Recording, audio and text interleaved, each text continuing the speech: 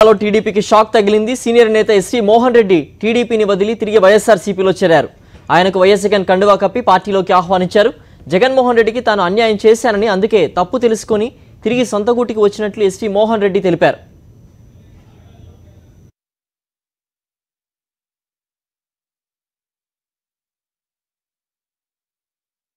కేవలం డబ్బుల ప్రభావితంతో సీట్లు మారిపోయేటువంటి పరిస్థితి వచ్చింది. ఆ డబ్బు ఎక్కువ ప్రభావితం చేయడం వల్ల ఈరోజు లాస్ట్ మూమెంట్ వరకు టికెట్ క్యాన్సిల్ కావడం. ఏదేమైనా తొందరగా తెలుసుకున్నాను. నాకు అక్కడ అన్యాయం జరిగింది, అందుకే నేను బయటకు వచ్చాను. ఒక రకంగా నేను వైఎస్ఆర్ కాంగ్రెస్ పార్టీ నుంచి ఎమ్మెల్యేగా గెలిచి ఇక్కడ అన్యాయం చేసి నేను అక్కడికి వెళ్ళాను.